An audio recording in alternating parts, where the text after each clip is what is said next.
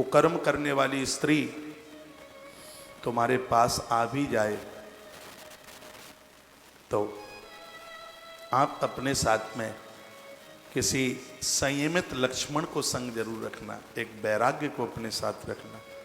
हर चौराहे पर तुम्हें बिगाड़ने के लिए स्त्रियां खड़ी हैं, हर चौराहे पर तुम्हें लूटने के लिए पुरुष खड़े हैं। दुष्चरित्र पुरुष आवे तो सीता बन के खड़े रहे ना, दुष्चरित्र स्त्री आवे तो राम बन करके खड़े रहे ना। अपने आप को संभाल कर जीवन का निर्माण करना। ये सांसारिक सुख तो दांत खाज खुजली की तरह, जिसको खुजली हुई पहले खुजाओ जोर से, बड़ा मलूक लगता है, क्या खुजाते ही रहो। हाँ, लेकिन बाद में बड़ी जलन। एक बार मेरे हो गई थी खुजली बहुत टाइम पहले, तब से तो नहीं हुई भगवान की कृपा से। तो देख खुजाए खुजाए खुजाए खुजाए, खून निकाल दिया खुजा खुजा के, लेकिन बाद में जलन लगे कि चाकू से जैसे आम ऊपर से उतारा जाता है, चमड़ा ऐसे उतार दो, ऐसे जलन होती। और संसार के ये भोग इसी प्रकार से।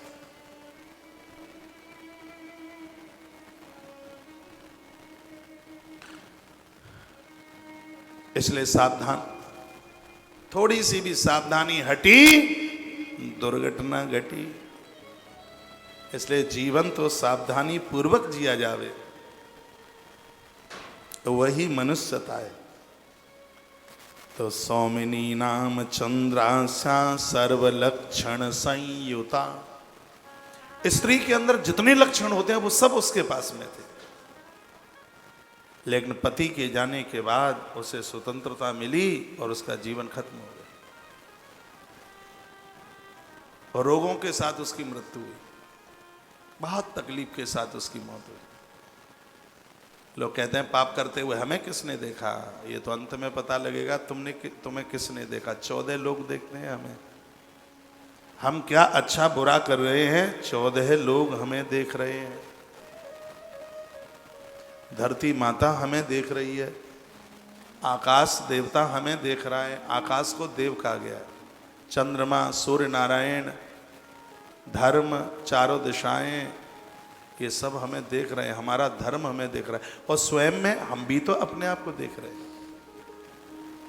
ये ना सोचना कि हमें कोई नहीं देख रहा।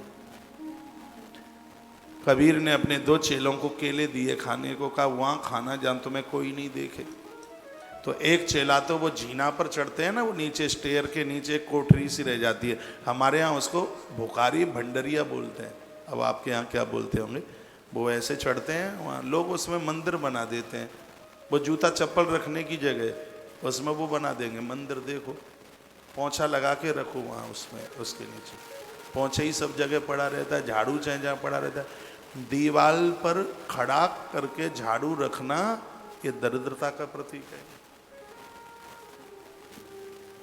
झाड़ू, ये जो स्टेयर, समझ रहे हैं मेरी भाषा, उसके नीचे एक छोटी सी कोठरी रह जाती है जिसमें आप मंदिर बना लेते हैं।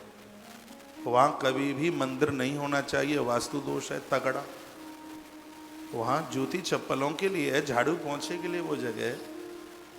लेकिन आपका तो वाइपर वहाँ रखा रहता है जहाँ सिलेंडर रखा है चूल्हे का, मैंने देखा है आपके घरों में। पोंछा आपका वहाँ रखा जाता है जहाँ कढ़ाई उतारी जाती है। चीज एक सिस्टम से हो। रसोई में फूटे फाटे बर्तन मत रखो। रसोई में एक मिट्टी का बर्तन बहुत ज़्यादा शुभ है, इससे पुरखे तृप्त होते हैं। ना पता हो तो ये कर लेना, भले एक छोटा सा बर्तन हो मिट्टी का। रसोई में मिट्टी का बर्तन होना ही चाहिए। ये प्लास्टिक के सब अशुभ हैं, रसोई में नहीं हो। ये प्लास्टिक फाइबर पता नहीं क्या होता है। कांसा बहुत पवित्र है, पीतल बहुत पवित्र है, ताम्र का घड़ा बहुत ज़्यादा पवित्र है, मिट्टी का बर्तन बहुत बढ़िया है। लेकिन आजकल तो जानवरों की हड्डियों की प्लेटें रखते हैं, कप रखते हैं, शीशे के गिलास रखे हैं, गिलास गिरा टूटे, कितना अशुभ है वो। लोगों को कांच के गिलास में आप जो चाय वाय पिलाते हो जूठा पिला रहे हो। और किसी को जूठा पिलाना, क्योंकि वो तो साफ होता ही कहाँ, पानी में धर दो डुबा के। तो कुछ बातें ऐसी हैं जिनको ठीक से कढ़ाई उल्टी रखें, हाँ जी, आपको पता है तवा कैसे रखा जाता है? तवा को यूं रखा जाता है पलट के साफ करके उसको। वैसे तवा जब किसी की मृत्यु हो जाती है, जब कोई व्यक्ति अंतिम संस्कार में से आता है तो तवा उल्टा डालते हैं उसके लिए, उस पर पाम रख के नीम के पत्ते चबा के आए। लेकिन जो रसोई में उसको उसका ढंग है। झाड़ू दीवाल के सारे ऐसे खड़ा नहीं रखा जाता। पति पत्नी में कितना भी प्रेम हो, झाड़ू 3 दिन रख के देख लीजिए, नहीं धक्का मुक्की हो जाए तो फिर मुझसे बात करना। ये छोटी छोटी चीजें।